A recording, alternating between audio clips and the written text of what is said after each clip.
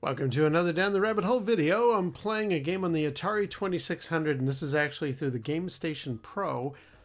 This is the Atari 2600 version of Canyon Bomber, which I've never liked, never been a fan. But it does get a lot of like recreations, re-releases, any collections of Atari 2600 games, whether it be on the PlayStation, Xbox, you name it.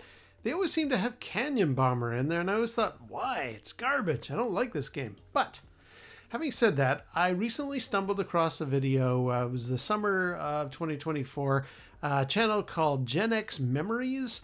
A guy did a whole video about, have you ever played Canyon Bomber? And he goes into detail about how to play the game and how he really, really likes it.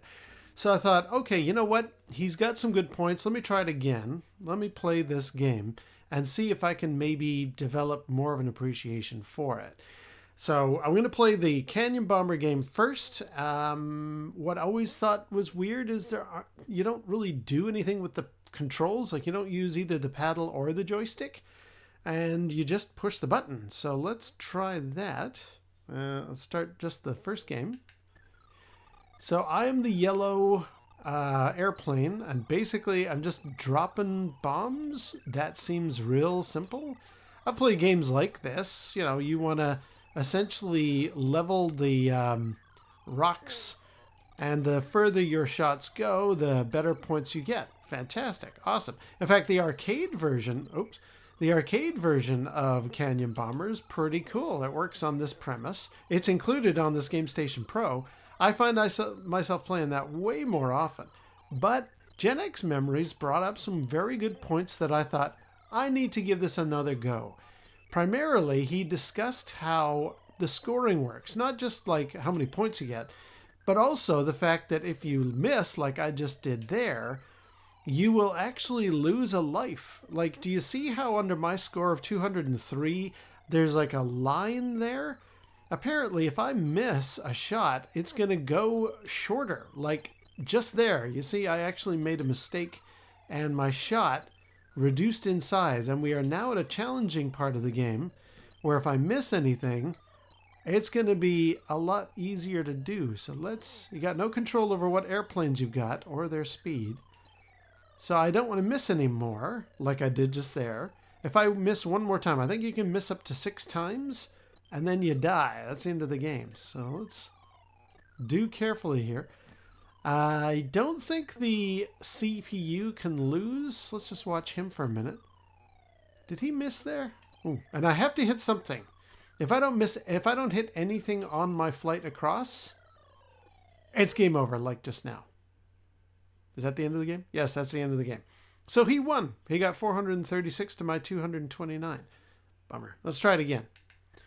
So at the beginning, super easy. You can just level these, sort of imagine a bunch of bricks or blocks or what have you.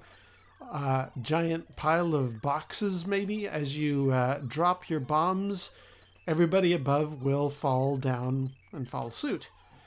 And you want to get the higher points. Dead simple, dead easy. But you can't miss. And as you start to reduce the amount of rocks and stuff, it's going to become more and more clear that somebody's in the lead and somebody's losing. Like right now, I'm in trouble. Now we're starting to get to the point where there's nothing left on the screen. And I didn't realize if I just ignored it and let myself go through a wave, that would count as a loss. So thanks to Gen X Memories for bringing up that little point of the game, because it makes it a lot more strategic now that we are... Now that we're at a stage where I have to be really careful with my aim, I don't want to lose. And he can never miss, so I'm at a disadvantage already. I really got to think this through at this stage when I'm playing. Okay. Now we get real dicey. Really, really, really dicey. As you get to the end of the level here... Yeah, see, I lost that. I want to be a slow airplane. Whoa! That was not good. So the fact that the CPU can never lose gets really, really tough at this stage of the game because he's clearing the board in a way that is not helpful to me. And now we got just stuff on the cliff walls. Okay. Let's carefully drop a shot. All right, I'll be okay. Oh, that was bad. That was bad. At least I'm not getting as decimated in the points. Oh, it's bad. I can only miss one more time. Let's see if I can get that one on the cliff wall there. Ooh. See, now it's like real hairy scary. If I miss... Nope, I'm fine. We're down to our last brick. What's going to happen? I'm going for it. I'm going for it. Ooh, I won. Or at least I managed to survive another round. He's still doing way better than me on points. But it is kind of... Now I can see there's a whole stress level. There's an excitement to this, what I previously considered very boring game. So I like the fact that Gen X Memories has actually made me realize just how good this game is. I do prefer the arcade original, which, as I say, is on this Game Station Pro. But at least now I'm not just dismissing the 2600 version as junk. Because anytime I played this, and I never had the cartridge, but anytime I played this in any Game Boy collections or PlayStation collections, I always dismissed it as not a very good game. And now I can see, no, it is a very good game. It just takes... You got to have somebody kind of explain it to you. You got to wrap your head around it and figure out what the heck is going on. And I have finally done so, thanks to Gen X Memories. I think I'm in trouble now. Oh, is that it? That's it. That's it. Game over. Okay. Can I get to the... Yes. So the other game that's on here, you can do different levels of difficulty. But there's also this game where you are dropping bombs. And this one is using the paddle.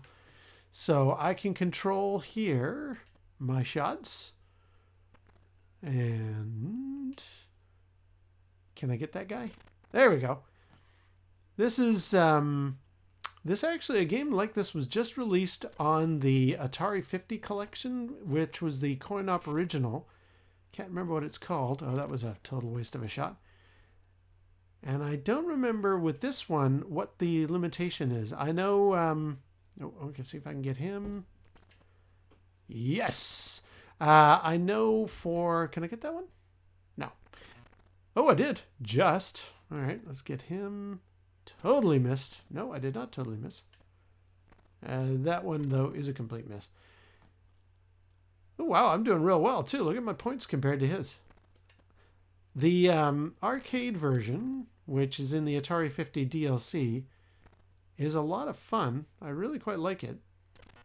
But I think it's more the look of it. The feel is... Oh, man, that's terrible. The feel is a little better... I don't think this particular title holds up. Yeah, that was awful. And I don't even know how I lose here. Like, is that... When does the game end? Apparently... Not yet. I thought it was just about to end there. And... Is it a timed thing? Oh, let's get that one down there. Nope, that was wrong. Can I get him? Yes. Oh, and that's going to get somebody. Ah, you can actually kind of fudge it if you aim between the two layers. Can I get this guy as he's coming up behind me? Drop. Yes. A neat little game. Neat variation. Nothing.